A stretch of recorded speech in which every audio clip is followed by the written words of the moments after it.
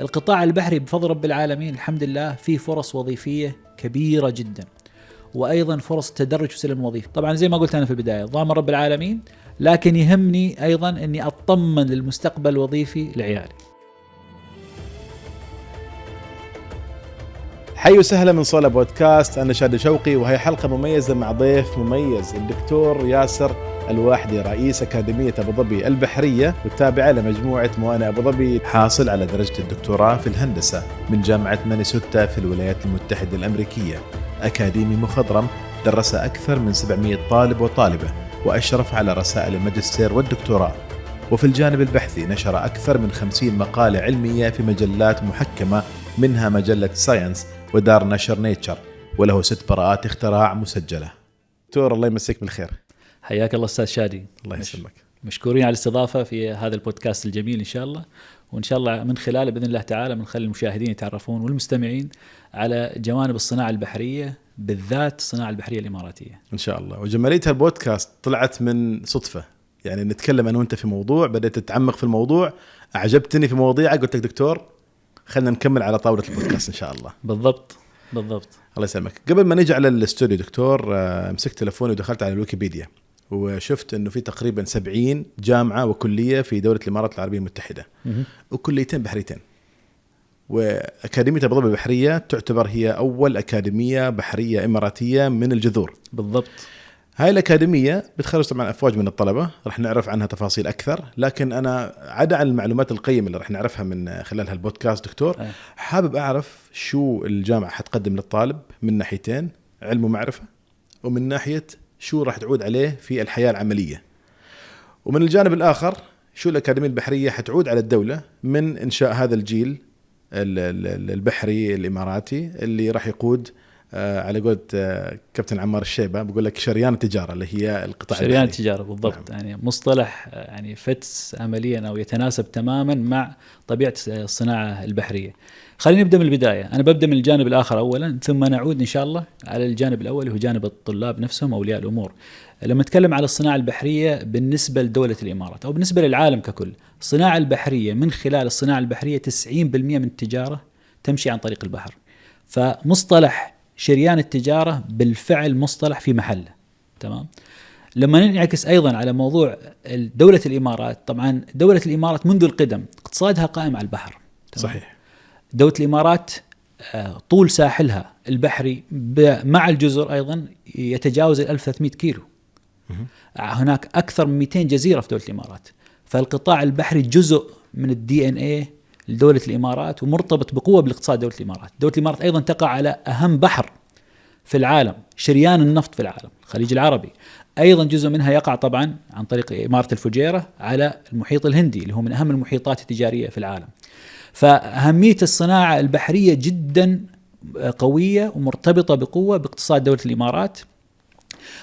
المشكلة اللي تواجهنا طبعا في الصناعة البحرية حاليا أنها محتاجة زيادة نسبة التوطين، وهنا يجي دور الأكاديمية. هناك شواغر وظيفية كثيرة موجودة في الصناعة البحرية الإماراتية، وظيفتنا احنا كأكاديمية نخرج الطالب القادر على شغل هذه الشواغر، منها يخدم اقتصاد الدولة، ومنها أيضا يكون له فرصة وظيفية يبدأ عن طريقها، يكون له مسار وظيفي يترقى فيه، يكون أسرة إماراتية تخدم المجتمع أيضا. نعم.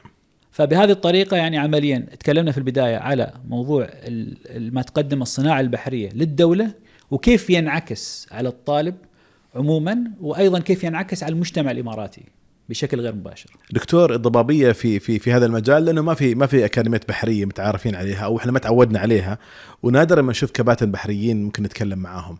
اليوم رحلة الطالب، إجا عندك طالب سواء طالب خلص ثانوية عامة أو مثلا جامعي وحب يدخل المجال البحري، من أول ما يقول لك السلام عليكم دكتور لغاية ما يقول لك هاي الشهادة ويعطيكم العافية. صحيح. شو هاي الرحلة اللي حتكون موجودة؟ اشرح لي إياها بإيجاز، كيف ممكن نشوف في الرحلة هاي؟ طبعا أي طالب له 3 مسارات ممكن يمشيها من خلال أكاديمية أبو ظبي البحرية أو أيضا بعض الأكاديميات الأخرى. في مسارين متعلقين بالسفينة مباشرة، وهو المسار اللي يخرجهم كضباط نوبة بحرية، والمسار اللي يخرجهم كمهندسين بحريين. وفي عقب نتكلم إن شاء الله عن مسار اللوجستيات. بالنسبة للمسارين الأولين المرتبطين بعمل السفينة، مدة البرنامج عندنا طبعا مدتها 3 سنوات. خلال هذا البرنامج الطالب يقضي الفترة الأولى فترة أكاديمية دراسية، عقب يصير يقدم شيء يسميه الخدمة البحرية. الخدمة البحرية أيضا بالإنجليزي يقال لها الكادتشيب.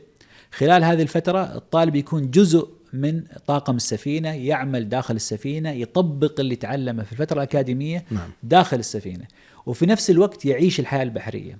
ويتدرج في هذه الفترة ما يتدرج، لأنه هي فترة يتعامل كأنه متدرب عمليا. اللي هو يسمونه التدريب خلال العمل أو on job training. بعد ما يرجع طبعا يكون في فترة يحصل على دورات قصيرة. بعد هذه الدورات القصيرة يكون مؤهل لتقديم على الامتحان في وزارة الطاقة والبنية التحتية، السلطة البحرية الاتحادية. إذا نجح في الامتحان وعداه يحصل شهادة الكفاءة اللي هي الليسن البحري اللي بناء عليه يقدر يشتغل في السفينة. فالشهادة هي ليسن بحري. الشهادة عموما ليسن بحري. أيضا بعد نهاية البرنامج احنا نعطيه طبعا في أيضا شهادة أكاديمية اللي هي تكون معتمدة من وزارة التعليم. في حالتنا هاي الشهادة الأكاديمية هي دبلوم عالي، وعنده فرص يكمل بكالوريوس بعد فترة الدراسة هاي 3 سنوات. معترف فيها؟ أيضا معترف فيها من وزارة التعليم. في هذه الحالة جهة الاعتماد هي المركز الوطني للمؤهلات. يعني يقدر يشتغل فيها ككابتن أو خلينا نقول ضابط بحري. هو عمليا شهادة الكفاءة في القطاع البحري، شهادة الكفاءة هي اللي لها أهمية.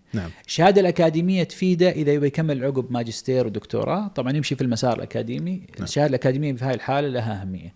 بينما في القطاع البحري الشهادة اللي لها أهمية هي شهادة الكفاءة البحرية اللي هي الصادرة من السلطة البحرية الاتحادية. جميل. فإحنا عندنا الطاقم اللي هو الطاقم اللي يقود السفينة. خلينا نبسط الأمور شوية، اللي هو بندرج من ضابط ثاني، ضابط أول أتوقع.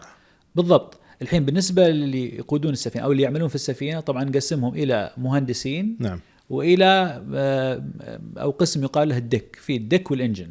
الدك هم اللي منهم الكابتن، منهم ضباط الملاحة، منهم العاملين في التعامل مع الحمولات. أيضا في الإنجن طبعا منهم المهندسين البحريين.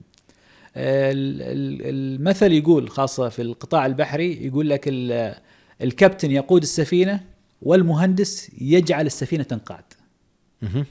بهذه الطريقة نقدر نميز وظيفة المهندس من وظيفة ضابط الملاحة. ضابط الملاحة هو اللي يقود السفينة ويحركها ويحدد اتجاهها، وأيضا يحدد نوعية الحمولات اللي ممكن تأخذها السفينة وعملية التحميل. بينما المهندس وظيفته التعامل مع المحركات أو المعدات اللي تجعل السفينة قابلة للقيادة وتتحرك في البحر. جميل. قسمين يعملون في البحر عندكم في الأكاديمية، اللي هي القسم اللي خلينا نقول الملاحة وفي قسم الهندسة بالضبط. والقسم الثالث؟ القسم الثالث اللي هو قطاع الإمداد البحري أو اللوجستيات البحرية. هذا المسار طبعا هو مسار في العادة يدخل فيه الحائزين على شهادة البكالوريوس تخصصات مختلفة. ويؤهلهم العمل في الجانب المكتبي أو الوظائف اللي خلف الستار. يعني أمثلة على هذه الوظائف مثلا الوظائف اللي عاملة في قطاع إدارة الإمداد البحري، مثل إدارة الموانئ، إدارة السفن، أمور التأمين البحري، الأمور المالية، الجوانب القانونية. هذه كلها وظائف مهمة تدعم القطاع البحري، ولا يمكن عمل القطاع البحري من دونها، بس تعمل خلف الستار، خلف السفينة. في وظائف داخل السفينة، في وظائف خارج السفينة. دكتور، كم عمر الأكاديمية البحرية؟ الأكاديمية البحرية طبعا كان أول اجتماع مجلس أمناء اللي هو عمليا نقطة التأسيس في الأكاديمية البحرية كان في شهر ديسمبر 2019. ثم طبعا حدثت جائحة كورونا في 2020، السنة اللي نفضل ما نتكلم عنها. بعدين عمليا السنة البدء الفعلي الأكاديمية كانت 2021. يعني هي وليدة اللحظة بالضبط. يعني عموما يعني عمرها من 2021 2024 نتكلم على 3 سنوات تقريبا، 3 سنوات وشوي. يعني ما صار الجيل الأول اللي يتخرج فيها؟ بإذن الله تعالى الجيل الأول بيتخرج في السنة الجاية. في بعض التخصصات مثل القطاع التخصص اللوجستي خرجنا مجموعات من الشباب والشابات حاليا طبعا يعملون في هذا القطاع. دكتور، على سيرة الخريج اللي هو الفوج الأول اللي راح يتخرج إن شاء الله خلال الأشهر القادمة بإذن الله تعالى. يوم التخرج هو يوم جميل جدا. صحيح. ويوم فرحة، والكل بتصور بتروح على البيت تبدأ عندك معاناة البحث عن عمل. صحيح. أول دفعة أتوقع هي دفعة مدللة بالنسبة لكم. بالضبط. شو دور الأكاديمية؟ أكاديمية أبو ظبي البحرية تابعة لمجموعة موانئ أبو ظبي لما بعد التخرج. الحين اللي يميزنا عن باقي الأكاديميات إحنا مرتبطين بقوة بمجموعة موانئ أبو ظبي، وأيضا ببعض الشركات اللي تعمل على توفير منح دراسية للطلاب تغطي تكاليف الدراسة، توفر لهم مكافآت خلال الدراسة، وأيضا تضمن لهم بإذن الله تعالى طبعا ضامن رب العالمين بإذن الله تعالى الحصول على وظيفة عقب التخرج. فطلابنا اللي يدخلون عنا في الغالب تمام غالبيتهم المواطنين طبعا كل المواطنين يكونوا حائزين على منح دراسية تؤهلهم عقب التخرج في الانخراط في القطاع البحري بإذن الله تعالى. ويندفع له مكافأة أثناء الدراسة؟ خلال الدراسة يندفع لهم مكافأة طبعا، هو على حسب المسار. في بعض المسارات طبعا اللي عليها التركيز، حاليا التركيز كامل على المسارات اللي لها علاقة بالملاحة والهندسة البحرية، هذا أكثر التركيز حاليا فيه، لأن نسبة التوطين فيه منخفضة جدا. نعم. فكان التركيز أكثر من ناحية المنح الدراسية على هذين المسارين. يعني طالب مخلص ثانوية عامة بيحصل على منحة دراسية مجانية بالضبط، ومكافأة مالية بالضبط، وتدريب في السفن، بالضبط، السفن تجوب العالم، بالضبط، وبعد ما يخلص تمسكه من يده تقول له تعال تفضل اشتغل، هذه وظيفتك تفضل. يعني يا أخوي ما ضل شيء، يعني يا جماعة اللي مخلصين ثانوية عامة ما عندك حجة، يعني الدائرة مكملة كاملة، ومن تمسك الوظيفة تتدرج فيها لغاية ما توصل ل كابتن بحري. بالضبط. الحين نتكلم عن السلم الوظيفي. طبعا السلم الوظيفي في العادة سواء للمهندسين أو الملاحين أو ضباط النوبة البحرية، يبدأ بالنسبة لضابط النوبة البحرية كجونيور أوفيسر أو كضابط ثالث أو ثيرد ميت أو ثيرد أوفيسر، عقب يترقى إلى سكند أوفيسر ضابط ثاني، عقب يصير كبير ضباط تشيف أوفيسر، إلى أن يصير كابتن. والكابتن طبعا هو المايسترو اللي يتحكم في السفينة كاملة، يقودها ويعتبر رأس السفينة وممثل السفينة أمام الجهات المعنية جميعها، سواء تبعا للدولة نفسها دولة الإمارات العربية المتحدة أو الدول الأخرى اللي تزورها السفينة. بالنسبة لقطاع المهندسين بس لحظة شيء، هو يقود السفينة، معلش سامحني، هو يقود السفينة ويقود الطاقم بالكامل. بالضبط، هو بالنسبة لطاقم السفينة هو الرأس، يعني هو مدير الكامل المرجع إليه في جميع الأمور اللي تخص السفينة من ناحية القرار. طبعا من ناحية الوظائف والعمل تتوزع على كافة طاقم السفينة. نعم. بالنسبة للمهندسين طبعا يبدأ أول شيء أول ما يتخرج مهندس البحري يدخل كمهندس رابع فورث انجينير، بعدين يترقى إلى مهندس ثالث، بعدين مهندس ثاني، بعدين يصل إلى كبير مهندسين تشيف انجينير. التشيف انجينير يعتبر هو الدرجة اللي أقل من الكابتن، في الأخير هو يعني يتبع للكابتن، لكن عمليا هو مسؤول عن كافة الأجهزة والمعدات اللي تعمل أو تساعد على السفينة في الحركة. فالمهندس البحري أو كبير المهندسين مسؤول على معدات كثيرة داخل السفينة في غرفة المحركات. من أهم هذه المعدات طبعا هي محرك السفينة، عندنا أنظمة تحلية المياه في السفينة، عندنا أيضا أنظمة التعامل مع النفايات في السفينة. لا تنسى السفينة هذه كأنها عبارة عن مدينة متحركة. صحيح. لازم يتوفر فيها كافة احتياجات الطاقم، سواء من التعامل مع النفايات، سواء من المياه اللي تستعمل طبعا في الشرب، في الغسيل، أيضا الأطعمة. فكافة هذه الأشياء لازم تتوفر، وأنظمة السفينة نفسها المحركات ومعداتها وظيفتها توفير هذه الأشياء طبعا لطاقم السفينة وجعل السفينة تتحرك. دكتور، عشان نتكلم في واقعية أكبر، الخريج اليوم بينظر دائما إلى التوظيف السريع. صحيح. كل شهر بمر عليه هو خسارة. صحيح. خسارة خبرة، خسارة فلوس. تمام. وفي شغلة بيسموها السبلاي اند ديماند اللي هو العرض والطلب. هل المجال البحري اليوم قد يصل لمرحلة تشبع؟ نتكلم عن الفترة الحالية. صحيح. أم هنالك طلب على الطاقم البحري والهندسي؟ الحين نجي على مستوى العالم. لما نطلع على مستوى العالم، في تقرير صدر في 2021 سنة 2021 من الانترناشنال ليبر اورجانيزيشن، المنظمة العالمية العمالية، حدد أن هناك تقريبا شواغر مقدارها 10% من القوة العاملة في مستوى الضباط في الصناعة البحرية. هذا على مستوى العالم 10%. لما نجي نتكلم عن الصناعة البحرية الإماراتية، طبعا نسبة التوطين فيها جدا منخفضة، وهذه كانت أحد أسباب إنشاء أكاديمية أبو ظبي البحرية.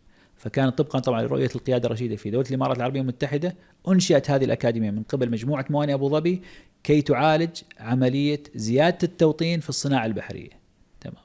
فمن هذه الناحية، من ناحية الوظائف بإذن الله تعالى وظائف جدا متوفرة، وهناك شواغر وظيفية كبيرة وفرص للترقيات أيضا سريعة، كون القطاع نفسه في شواغر كثيرة، ففرص التدرج في السلم الوظيفي والوصول لأعلى الدرجات تكون أفضل وأسرع. وبالتالي طبعا عند وصول طبعا الشاب إلى مستوى قبطان، كابتن قبطان عالي بحار، يكون هو مسؤول عن سفينة كاملة.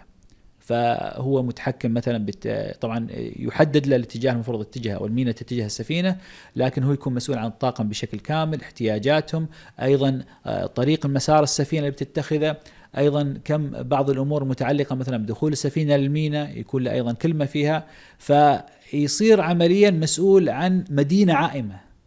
طيب، مدينة عائمة كاملة، وطبعا يقدر يصل لهذا المستوى خلال فترة وجيزة إذا ما قارناها طبعا ببعض التخصصات الأخرى اللي يكون فيها تشبع وظيفي. جميل. بس صحيح أن أنتم لسه الفوج الأول من الخريجين ما أبصر النور.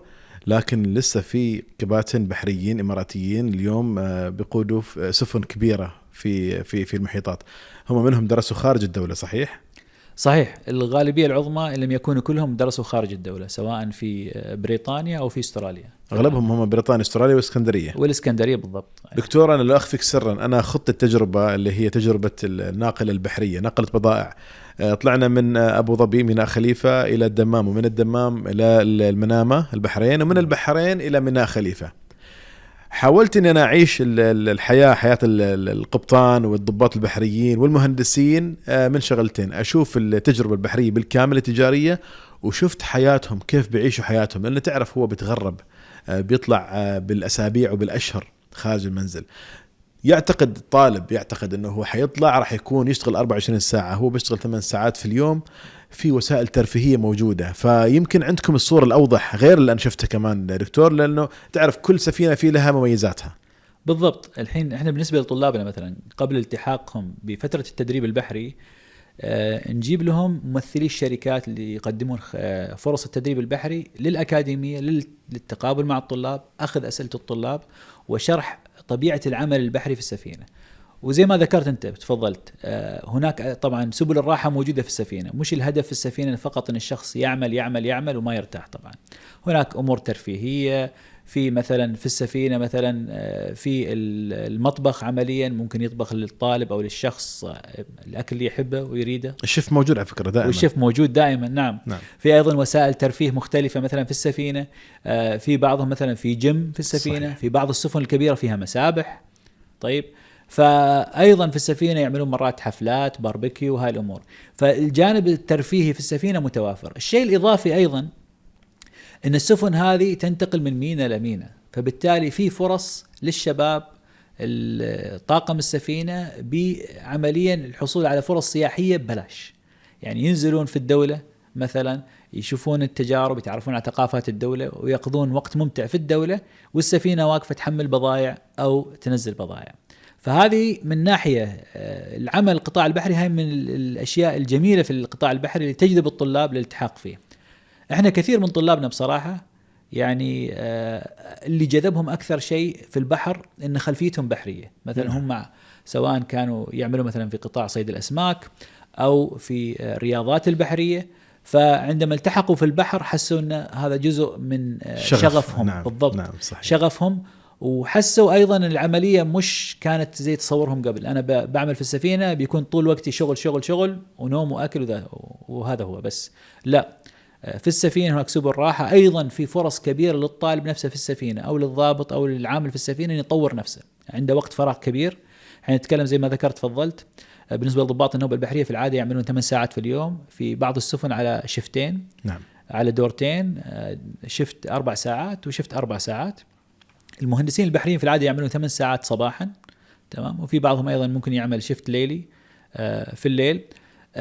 كلا الطرفين سواء المهندسين أو ضباط النوبة البحرية عندهم وقت فراغ كبير يستطيعون يشغلونه بأشياء مختلفة، سواء في تطوير أنفسهم، في تعلم مثلا لغات جديدة، في تعلم مهارات جديدة تخدمهم في مسارهم الوظيفي، أو ممكن يكون شيء يعني متسق مع شغفهم، مع هواياتهم يقدرون يمارسونه، يحصلون وقت كافي في السفينة.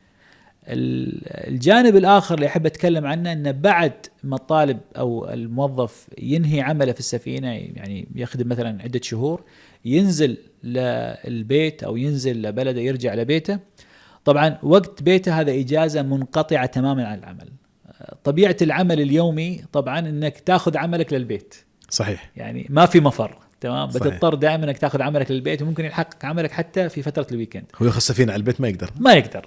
فبالنسبه له بمجرد ما هو غادر السفينه، انا علاقتي مع العمل انتهت. انا الحين اقدر اركز مثلا في اموري الشخصيه، اذا عندي مشاريع مثلا اريد اطورها، اذا عندي بعض المهارات اريد اكتسبها، برامج ابى اتخصص فيها ادرسها. هذه فتره الاجازه يقضيها الشخص طبعا تكون كامله له، ما لها علاقه في عمله.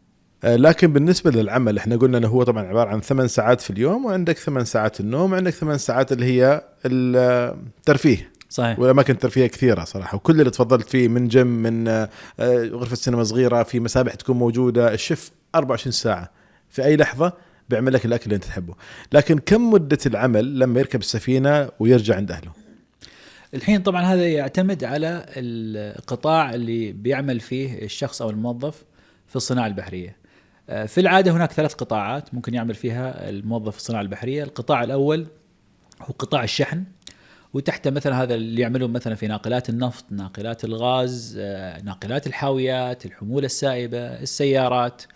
هذا القطاع في العادة يعمل فيه الشخص بفترات تكون بالشهور، ممكن بالشهرين 3 تصل إلى حد 8 شهور. ننوه شهور مش متواصلة، أنت في الشهور هذه قاعد معزز مكرم مرفه. بالضبط، وتتنقل جميل. من مينا لمينا وتعمل سياحة بالمجان وتستمتع. جميل. إيه. الحين هذا القطاع الأول. القطاع الثاني اللي ممكن يعمل فيه اللي هو قطاع الخدمات المتعلقة بالمينا نفسها. نعم. مثل سفن القطر. في العادة في هذا القطاع طبيعة عملهم تكون مرات شفتات، يعمل فقط في المينا، وممكن مثلا في نفس الشفت يرجع البيت كل يوم بناء على طبيعة الشفت اللي هو متبعه. تمام. ما في سفر. لا، في هذه الحالة ما في سفر. نعم. إلا لو كان مثلا نفسه سفينة القطر هذه تعمل في دولة أخرى. نعم. تمام. عندئذ يكون طبيعة عملهم نفس طبيعة عمل العاملين في قطاع الشحن. القطاع الأخير هو قطاع دعم المنصات البحرية، الأوفشور سبورت اندستري. هذا القطاع اللي فيه خدمة لحقول النفط، له علاقة أيضا جزء منها نحط تحته في التعريف مثلا العبارات اللي تنقل البضائع والركاب من جزيرة لجزيرة. فالعبارات هذه مثلا فيها أطقم بحرية ممكن الشخص يعمل فيها. طيب عودة للأكاديمية دكتور. اليوم الأكاديميات في تنافس دائما من ناحية أو معلش قبل ما نتكلم عن هاي اليوم انتقاء الطاقم الأكاديمي ترى مش سهل. صحيح. تتكلم عن كلية طب، سامحني يعني ادخل على لينكد ان بتجيب لك لستة أطباء يعني بقول لك إنه هذا available إنه يعني يشتغل. صحيح. بس أنت اليوم تتكلم عن يعني أكاديميات محدودة في العالم، من وين تستقطب؟ ودكتور أنتوا كيف بتجيبوا الكفاءات إنك أنت توصل لمرحلة؟ هذا سؤال استراتيجي، انك انت تكون اكاديميه ابو ظبي البحريه هي هارفارد القطاع البحري من الناحيه الاكاديميه. حين طبعا اي مؤسسه اكاديميه اللي يصنعها او يدمرها الطاقم الاكاديمي. طالما كان الطاقم الاكاديمي على اعلى مستوى من الحرفيه والمهنيه والمعلومات ومنافس على مستوى العالم، بروحه بيرفع جوده التعليم في المؤسسه الاكاديميه، وبروحه ايضا بيرفع مستوى الاكاديميه. احنا بالنسبه لنا في البدايه ارتئينا طبعا ان دائما نركز على الافضل في القطاع، ونختارهم ونحاول نستقطبهم بافضل الطرق الممكنه. وايضا جزء من اساليب الاستقطاب ان نوفر لهم ايضا فرص كيف اقدر اقولها، فرص تعامل مباشر مع الشركات. كون اكاديميه ابو ظبي البحريه جزء من مجموعه موانئ ابو ظبي، جزء من المنظومه، فهي متعلقة بقوة بجميع الشركات. فكون لما نحن نحاول نستقطب الكابتن أو المهندس، دائما نقول ترى أكاديمية أبو ظبي البحرية بتكون مرتبطة بهذه الشركات، فلك فرصة أيضا إذا تريد مثلا تعمل عمليات استشارية، تبي تقدم لهم استشارات، هذا جانب أيضا يجذب الكابتن أو المهندس. من هذه الناحية الحمد لله احنا توفقنا طبعا في جذب أفضل أنواع الطواقم الوظيفية. نعم. في أحد الكباتن عندنا يعتبر مستشار، درجة مستشار للمنظمة البحرية الدولية على مستوى العالم، يشارك في لجان مراجعة المناهج المعتمدة على مستوى العالم. ما شاء الله. فمعناها أكاديمية أبو ظبي البحرية لها بصمة على المناهج المعتمدة على مستوى العالم. نبدأ طبعا الصادرة من المنظمة البحرية الدولية اللي تابعة للأمم المتحدة. فإحنا دائما في تركيزنا طبعا كنا نحاول نستقطب الأفضل الموجود في هذا القطاع، والاستقطاب مش سهل. ليش؟ لأن هؤلاء العاملين في هذا القطاع يستطيعون العمل في الصناعة والمؤسسات الأكاديمية بنفس الشكل. يعني مثلا في العادة دكاترة الجامعة يقال هذا شخص أكاديمي. نعم. فيطبع عليه الطبعة الأكاديمية وخلاص هو أكاديمي، صعب إنه يعمل مثلا في الجانب الصناعي لتخصصه.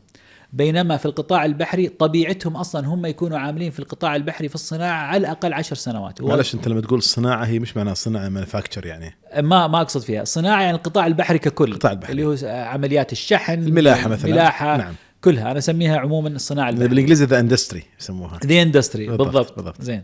فقطاع نفسه الصناعة البحرية أو القطاع البحري ككل، طبعا العاملين في الجانب الأكاديمي فيه لازم تكون عندهم خبرة بحرية، معناها مارسوا العمل.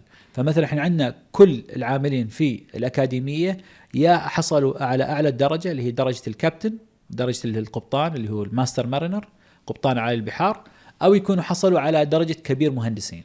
تمام. إلا طبعا اللي هم في العادة يختموا الورش، فهذا موضوعهم ثاني. فدائما نستقطب الأفضل والأفضل، لازم يكون عندهم خبرة صناعية. وطبعا هذا الاستقطاب يكون صعب زي ما قلت، لأن الشخص نفسه عنده فرص وظيفية أيضا في الصناعة نفسها. فعملية أنك تستقطب القطاع الأكاديمي مش بالسهولة هذه. نحاول نستقطبهم طبعا عن طريق إيجاد لهم فرص لقيامهم بخدمات استشارية. والحمد لله احنا جدا استفدنا من كون الأكاديمية جزء من دولة الإمارات. يعني الحمد لله دولة الإمارات فيها الأمان جدا عالي. نعم. مستوى الرفاهية عالية. فبروحها الإمارات تقدر عن طريق جاذبية الإمارات نجذب ونستقطب هذه الكفاءات للعمل في الأكاديمية أبو ظبي البحرية. وأزيد على كلامك دكتور أن وجود أكاديمية أبو ظبي البحرية أنها تكون تابعة لمجموعة موانئ أبو ظبي، ومجموعة موانئ أبو ظبي تملك أسطول بحري فيه عدد كبير من السفن. فمعناها أنت مثل ما يقول لك واحد بيتخرج بيصير معيد في الجامعة، أنت ممكن تتخرج وتكون في أحد طواقم السفن المملوكة للمجموعة. ففرص توظيف نفسها يعني هي أسهل من الأكاديميات الأخرى. بيقول لك والله خذ الشهادة وروح دور لك على وظيفة في أي دولة أخرى. بالضبط. يعني مجموعة موانئ أبو ظبي حاليا ممكن طبعا يزيد العدد مع الوقت بإذن الله تعالى. تمتلك أسطول أكثر من 200 سفينة عاملين في القطاعات الثلاث: قطاع الشحن، قطاع خدمة الموانئ، وقطاع طبعا خدمات المنصات البحرية. طيب هذه 200 سفينة طبعا فيها شواغر للمواطنين بعدد كبير جدا. وكون الأكاديمية جزء من مجموعة منظومة موانئ أبو ظبي البحرية تسهل عملية حصول الطلاب على وظائف في هذا القطاع لخدمة القطاع ككل. يعني في الأخير زي ما بنقول مثلا الطالب نفسه، أنت تخرج في الأكاديمية، أنا تخرجت في بيتي في بيت أهلي ورحت لبيت عمي، اشتغلت في بيت عمي، ما راح بعيد يعني بعدك في نفس المنظومة نفس المؤسسة، دربت فيها، تعلمت فيها، وتخرجت فيها وتشتغل فيها، وإن شاء الله بإذن الله تعالى تتقاعد فيها بإذن الله. حاليا أنتم عندكم خلينا نقول مبنيين، مبنى في مصفح ومبنى في اللي هي كيزاد مصفح. بالضبط، في مبنى خلف دلما مول ومبنى في كورنيش مصفح. لما رحت أنا دكتور على الأكاديمية شفت أنه أنتم أصلا بادين من حيث من الناس توقفت. يعني الأكاديميات من وين وقفت هي من ناحية أكاديمية وتكنولوجية، أنتم بدأتوا. خبرنا عن التقنيات الموجودة، يعني في استثمار قوي صار في الأكاديمية. فأنا اليوم مثلا كطالب أجي على أكاديمية أبو ظبي البحرية ولا أروح على أكاديمية أخرى، شو التقنيات اللي أنتم اتخذتوها لأجل الطلاب؟ طيب الحين بالنسبة لي أنا كطالب، إذا أنا اتخذت مثلا وجهة نظر الطالب، أنا كطالب يهمني إني عقب ما أتخرج شو الفرص التدريبية اللي ممكن تقدم لي إياها الأكاديمية. وطبعا هذه الفرص التدريبية مرتبطة جدا بالتقنيات المتوفرة في الأكاديمية. إحنا عندنا في الأكاديمية حاليا الحمد لله مجموعة من أجهزة المحاكاة متميزة عن غيرها في العالم بميزتين مهمتين. الميزة الأولى أجهزة المحاكاة هذه ممكن ربطها في سيناريو واحد. خليني أرجع خطوة للخلف، نتكلم عن أنواع أجهزة المحاكاة في قطاع البحري، أو شو يعني جهاز محاكاة. دكتور المحاكاة اللي هي سيميليتر، واللي السيميليتر زي الفيديو جيم. نعم، زي الفيديو جيم. طبعا هدف السيميليتر أنه يعيش الشخص في الجو البحري العام بمعدات تحاكي الوضع في السفينة، ويتدرب على مناورات ما يقدر ينفذها في السفينة، أو يتدرب على ظروف معينة ما يقدر يسويها في السفينة، وتعطيك نفس النتائج لما تكون في السفينة. بالضبط. طبعا مدى الاستجابة للمعدات هذه تكون تحاكي تماما مدى الاستجابة في السفن. في وظيفة أجهزة المحاكاة هي وظيفتين أساسيتين: الأولى التدريب في مجال التدريب، الشيء الثاني في الدراسات الاستشارية. فمثلا عندنا يجونا شركات كثير يتكلموا مثلا عن عمليات تصميم الموانئ. إذا احنا بنصمم ميناء، مدخل قناة المائية اللي تدخل على الميناء أو تخرج على الميناء، كيفية تصميمها، عمقها، كم أحجام السفن اللي ممكن ندخلها على أي ظروف مناخية، هذا كله ممكن يتم له عملية محاكاة في جهاز المحاكاة في الأكاديمية عندنا. الحين اللي يميزنا في الأكاديمية، طبعا خلينا نتكلم أول شيء عن أنواع أجهزة المحاكاة. أجهزة المحاكاة في العادة تنقسم إلى نوعين في القطاع البحري. في نوع نسميه جهاز محاكاة البريدج، قمرة القيادة، اللي يكون فيه الكابتن في العادة يتحكم في السفينة. وفي جهاز محاكاة الإنجن، المحرك، هذا اللي يكون في غرفة التحكم بالمحركات. عندنا في الأكاديمية مجموعة أجهزة محاكاة. طيب في العادة تشغل ممكن غرفة كاملة، بحيث يكون الشخص كأنه في السفينة، يحس كأنه في السفينة، ودار ما دار حواليه يعيش الحياة البحرية في السفينة مع الحركة في العادة تقدم عن طريق كيف أقولها، الخداع البصري. لأن في ناس صار عنده دوار بحري. بالضبط. ممكن الشخص يحس بالدوار البحري. عندنا احنا اجهزه المحاكاه تستعمل الخداع البصري بحيث ان الشخص يحس كانه في البحر ويحس بالحركه. الميزه اجهزه محاكاتنا في الاكاديميه ميزتين مهمتين. الاولى ان نقدر نربطها ببعض. كيف يعني؟ انا عندي مثلا جهاز محاكاه ممكن احط فيه طاقم سفينه عامل مثلا في سفينه شحن ناقله نفط. نعم. ممكن جهاز محاكاه ثاني احط فيه مثلا سفينه قطر، وجهاز محاكاه ثالث سفينه قطر ثانيه.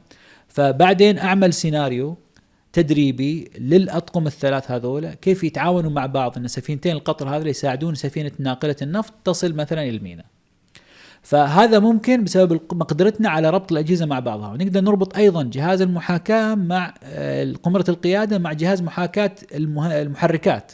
فبالتالي أعمل سيناريو تدريبي بين المهندسين وضباط النوبة البحرية الملاحين. عطل أو احتراق أو كذا. عطل واحتراق مثلا ممكن نعمل، طبعا في هذه الحالة يعمل اللي هو الانستراكتور أو المدرس اللي يقوم بعملية التدريب في المحاكاة بأنه يكون رجل شرير يفكر في سيناريوهات شريرة اللي وضعهم في وضع يعني طبعا صعب، ويشوف ردود فعلهم. لا يقرصنها بس يسوي فيها قرصان عمليا هو عمليا ممكن يعملوا عملية قرصنة يعملوها يسووها تقريبا. فمثلا ممكن يعمل عطل فني في المحرك أو حريق في غرفة المحركات، وينظر بعدين لسلوكيات المهندسين البحريين، هل هم سيتبعون مثلا الإجراءات المتبعة، وأيضا عملية الكوميونيكيشن الاتصال مع الملاحين، وأيضا سلوكيات الملاحين. فتقدر تعمل سيناريو مرتبط فيه أكثر من طاقم يعملون فيه معا ويتدربون معا، وتبدأ تشوف مواضيع لها علاقة بالجانب البشري اللي هو التواصل، الكوميونيكيشن، تصرف الإنسان تحت الضغط النفسي. كل هذه الأمور تقدر تعالجها وتدرسها، وفي نفس الوقت تدربهم على كيفية التعامل معها.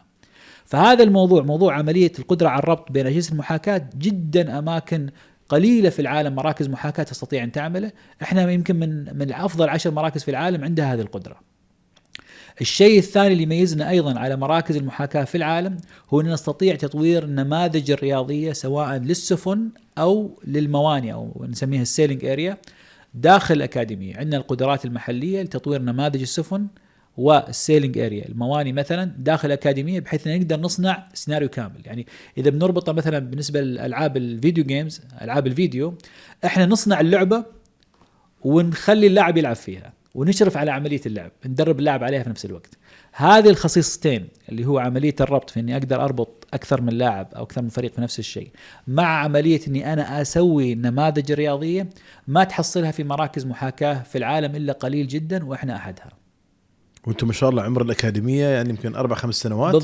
بالضبط. وأثناء النقاش اللي صار بيننا تقريبا من 4 أيام قلت لي انه انتم داخلين حتى في الR&D اللي هو ريسيرش اند ديفلوبمنت، اللي هي عباره عن شو بيسموها تطوير الابحاث والتطوير، البحث نعم. والتطوير. هذا ما بيصير الا بعد عقدين من الزمان، يعني بعد انشاء الجامعه بعقدين تقول لي عملتوا ابحاث تطوير وطلعتوا اختراعات وسجلتوها براءة اختراع باذن الله تعالى. الحمد لله فضل رب العالمين. نعم للحين استطعنا تسجيل تقريبا 4 براءات اختراع، وفي 3 في البايب لاين على قولتهم. شو في اختراع ممكن تفصح عنه؟ يعني الحين عندنا عدة اختراعات لها علاقة في الجانب الأمني للسفينة، وفي اختراعات لها علاقة بالجانب البشري في السفينة. خلينا نتكلم بالنسبة للجانب الأمني. عندنا اختراع فضل رب العالمين هو عبارة عن رادار محمول يستطيع عن طريقه الشخص عمليا مراقبة أو لقط أي درون يدخل في دائرة نص قطرها 2.5 كيلو. فهو عمليا رادار يتم يسمونه يستطيع عن طريقه التقاط الدرونات، تحديد اتجاه الدرون وموقعه وسرعته وارتفاعه عن سطح الأرض، وبأي اتجاه يتجه نحو الشخص نفسه. وأيضا عن طريقه يستطيع أيضا تحديد موقع المتحكم بالدرون، لأن هذا الجهاز عمليا يعمل عملية هاكينج، يقرصن على الإشارة السيجنال اللي تصل ما بين اللي يتحكم بالدرون والدرون نفسه. ممكن تمسك الشفرة وتجيب الطيارة مثلا؟ ما وصلنا لهذه المرحلة، لأن هذه المرحلة تتطلب أيضا موافقات مختلفة. نعم. إحنا حاليا في مرحلة اللي هو الضبط، إني أقدر أضبط موقع الدرون، أضبط موقع الشخص اللي يتحكم فيه، تمام، أحدد موقعه، وفي نفس الوقت عقب ممكن مثلا نضيف عليه الكابابيلتي أو المقدرة الأخرى اللي هو عملية التعامل مع هذا الدرون. هذا بيجي إن شاء الله في المستقبل. هذا أحد اختراعاتنا في الجانب الأمني. طبعا هذا يخدم السفن عمليا من ناحية أمنية، من يكون مثلا يقدرون يلقطون الدرونات اللي جاية. هذا جدا مهم لليخوت مثلا، الأشخاص اللي عندهم يخوت يهم أن ما يكون في درونات مثلا تصور اليخت للحفاظ على السرية والخصوصية. تمام. أيضا نفس الشيء يرتبط أيضا مثلا بالأماكن الأمنية الحساسة VVIPs والأشياء هذه، يهمهم أيضا يكون عندهم نوع من الأنظمة الرخيصة المحمولة تستطيع أنها ترصد الدرونات اللي تقترب منها. ومجرب دكتور عندكم في الأكاديمية تم تجريبها في أكثر من مكان ونجح بنجاح باهر، يستطيع القرصنة على السيجنال أو الإشارة ما بين الدرون والمتحكم بالدرون في غضون ثواني. جميل ما شاء الله. هذا أحد الاختراعات اللي سجلنا فيه براءة اختراع المتعلق بالجانب الأمني للقطاع البحري للصناعة البحرية. أحد الاختراعات الثانية المتعلق بالجانب البشري، احنا طورنا منظومة تستعمل طوق ملبوس زي العقال. نعم. زين. هذا الطوق يقيس معدل الضغط النفسي الستريس، معدل التركيز، ومعدل أيضا الاسترخاء في الشخص.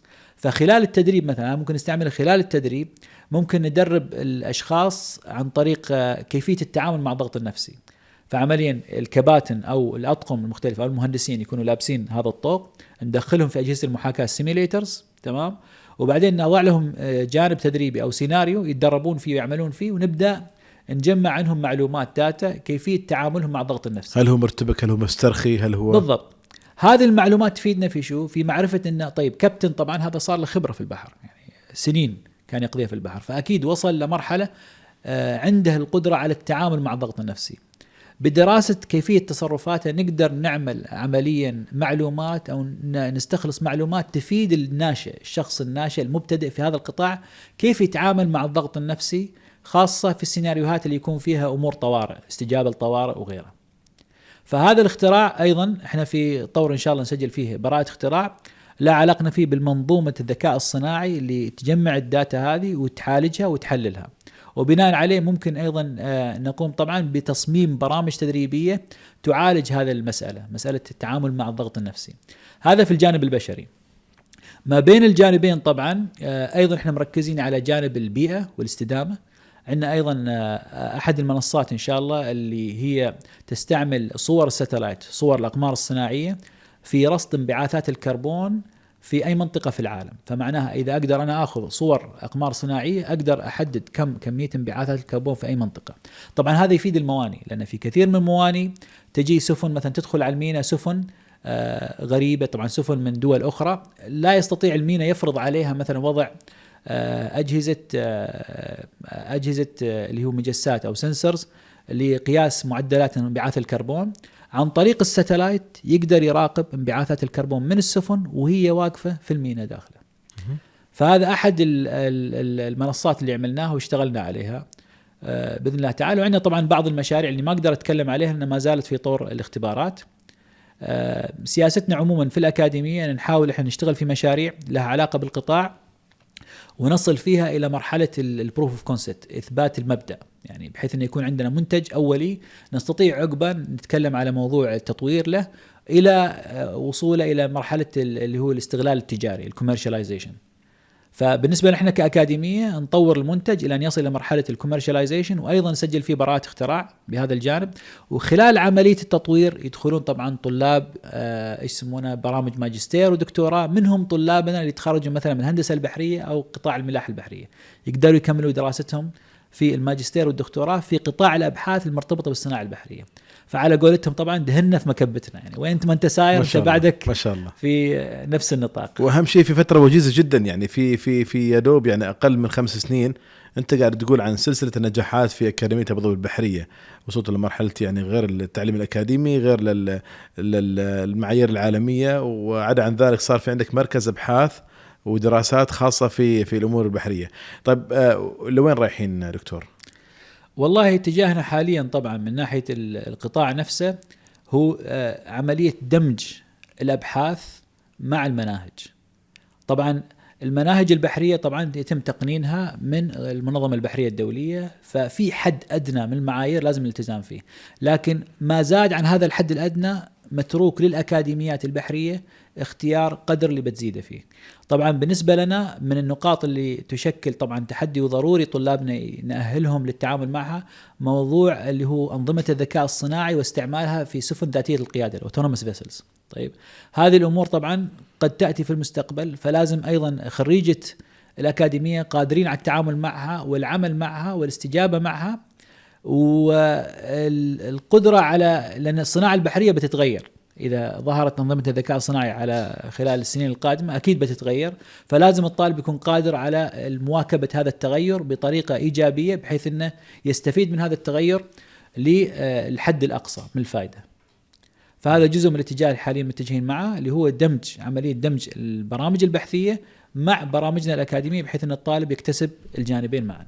نعم، وحتى لو دخل مجال الذكاء الصناعي اللي صار يستغني عن بعض الوظائف، لكن أنا أعتقد أنه مجال الملاحة البحرية لا يمكن الاستغناء عنه. يعني التدخل البشري ضروري جدا في هالأمور، ولا يمكن يغامروا في ناقلة بترول أو ناقلة كذا، لأنه تعرف لو دخل في الذكاء الصناعي يجي هكر يغير لك السفينة ويقول لك تعال جيبها لعندي على المينا. بالضبط. يعني حتى في القطاع البحري أنا أظن آخر القطاعات اللي بيتم فيها دخول الذكاء الصناعي إلى درجة عملية استبدال الوظائف. ليش؟ لأن زي ما ذكرت أنت طبعا عملية القرصنة ممكنة. الشيء الثاني، السفينة تقضي فترة طويلة في البحر، تمام، نتكلم على بالأسابيع إذا ما كانت أشهر، تمام، وفي بعض هاي الفترات طبعا تكون بعيدة عن اليابسة، عن الموانئ القريبة. طبعا في هذه الحالة يعني احنا ما نتكلم في قطاع الطيران، احنا نتكلم على طائرة تقضي في الحد الأقصى يمكن شيء 20 ساعة، صحيح. بينما سفينة بالأسابيع، ففرصة عملية القرصنة وأيضا إذا صار شيء لا سمح الله عملية التعامل معه جدا صعبة. أيضا كون القطاع نفسه مقنن على أعلى مستوى من الأمم المتحدة وانت نازل، تغييرات في القطاع صعب تطبيقها. أنا بضرب مثال هنا، موضوع الخرائط الإلكترونية. تكنولوجيا الخرائط الإلكترونية ظهرت في الثمانينات في القطاع البحري، ما تم اعتمادها كبديل على الخرائط الورقية إلا في 2010. فحين نتكلم على قرابة 20 ل 30 سنة أخذت فترة من أن الخرائط الإلكترونية تظهر في مجال التطبيقات المحدودة في القطاع البحري إلى اعتمادها كبديل للخرائط الورقية. 2009 كانوا بيعتمدوا على ورق، إلى 2009 كانوا معتمد لابد من وجود خرائط ورقية. ممكن اعتماد استعمال خرائط إلكترونية، ولكن لابد من وجود الخرائط الورقية أيضا في السفينة نفسها. فلا بد من الاعتماد على الاثنين. من 2010 onward، من بعد 2010 طبعا صار الاعتماد الأكبر على الخرائط الإلكترونية. فعملية تبني تكنولوجيات جديدة في القطاع البحري، خاصة اللي فيها استبدال قوي لأشياء أساسية، تأخذ وقت، لأن المنظمة نفسها المنظومة كاملة تحكمها قوانين من أعلى مستوى، من المنظمة البحرية الدولية تحت مظلة الأمم المتحدة إلى مستوى الأكاديميات الصغيرة والشركات الشحن وغيرها. جميل. يعني هل ممكن نتوقع أن مساق أو خلينا نقول شهادة الماجستير والدكتوراه راح تكون موجودة في أكاديمية أبو ظبي البحرية؟ بإذن الله تعالى، بس هذا بياخذ له وقت. يعني في البداية لازم نبني له برنامج بحثي متكامل. الحمد لله احنا من ناحية تسجيل البراءات اختراع بشكل جدا ممتاز فضل رب العالمين، وعندنا أيضا بعض المنتجات الأولية القابلة لعملية التطوير إلى منتج تجاري. عمليات إنشاء مثلا الدخول في صدد الماجستير والدكتوراه يتطلب وقت، لأن يتطلب إنشاء حاضنة بحثية تنتج، يعني أنتجت أبحاث، نشرت أبحاث، أوراق بحثية، سجلت براءة اختراع. بعد ما تتجمع الحاضنة البحثية هذه بشكل كامل، عقب ممكن الواحد يبدأ برامج ماجستير ودكتوراه. حاليا احنا ما شغالين في هذا النطاق، بس عن طريق التعاون مع الجامعات المختلفة. نعم. يعني مثل الكلمة اللي قلت لك إياها في نص البودكاست، إنه أنتم هل ممكن توصلوا لمرحلة هارفارد الأكاديمية البحرية العالمية؟ أتوقع أن أنتم خلاص، يعني أنتم باقين كم من سنتين 3 سنين، ممكن تكونوا أنتم مثل قبلة البحارة في العالم. ويمكن لفظ قبلة ما بستعمله، بس يعني زي ما ذكرت بالضبط، يعني تكون مثلا مركز جاذب. مشد رحال، لا تزعل. شد الرحال عاد أسوأ.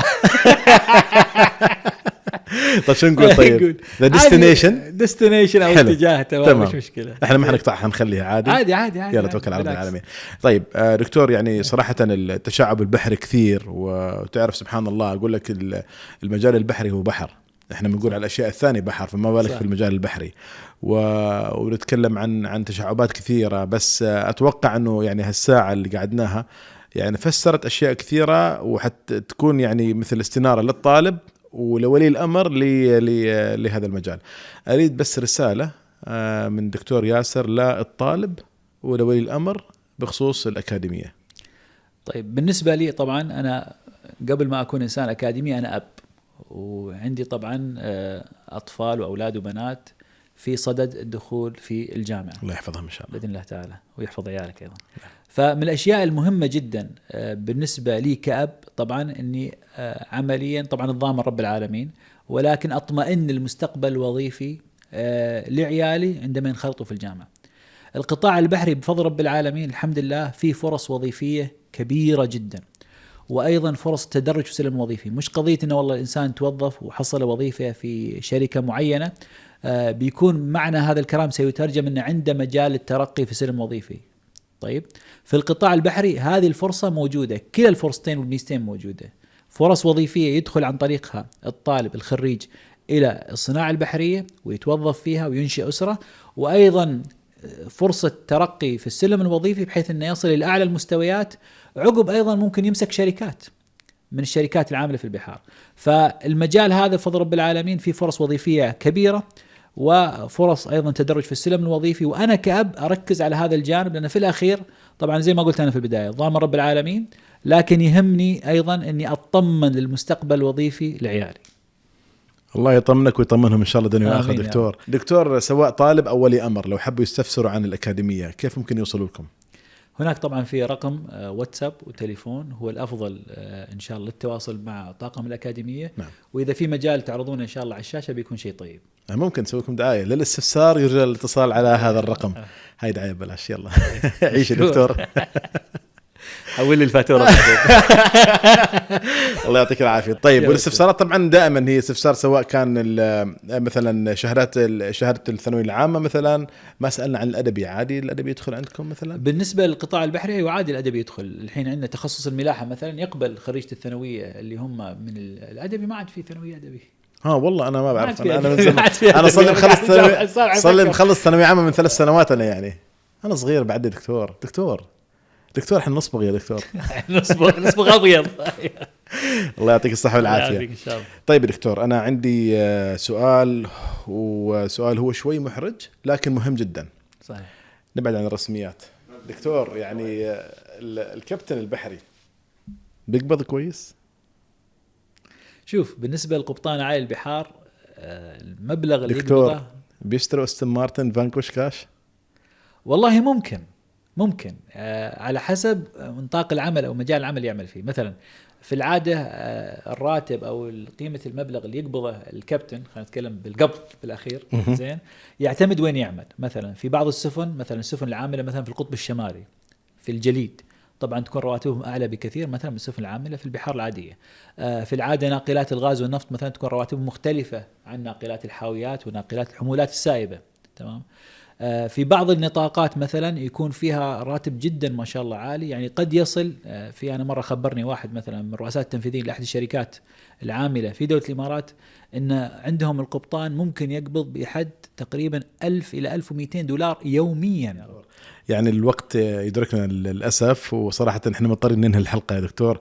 أشكرك جزيل الشكر أول شيء على وقتك وعلى علمك وعلى الحفوز اللي تعطيه للأكاديمية، وإن شاء الله المرة القادمة في البودكاست القادم راح تعطينا إن شاء الله الأخبار الطيبة بإذن الله. بإذن الله تعالى. في البداية طبعا أريد أشكرك وجزاكم الله خير على هذه الاستضافة الجميلة. الله يسلمك. وعطيتونا الفرصة، أعطيتوني شخصيا الفرصة. طبعا أنا فرد فقط في الأكاديمية، أمثل الأكاديمية، مش يعني من ناحية أشوف نفسي كرئيس الأكاديمية، مجرد ممثل لهم. تمام. وأرجو أني أكون مثلت الأكاديمية وشرحت الصناعة البحرية بطريقة كافية شافية وافية تمكن ولي الأمر من اتخاذ قرار، وأيضا الطالب طبعا في الأخير وهو الأهم، من اتخاذ قرار سواء بالانخراط في الصناعة البحرية أو الانخراط في غيرها. هذا الهدف الأخير، وجزاكم الله خير على هذه الفرصة، وعسى يا رب نكون إن شاء الله مأجورين. الله يسلمك ويسلم كل طاقم العمل إن شاء الله في أكاديمية أبو ظبي البحرية التابعة لمجموعة موانئ أبو ظبي. إلى هنا نصل إلى نهاية هذه الحلقة. شكرا لكم. أخوكم شادي شوقي من صولا بودكاست.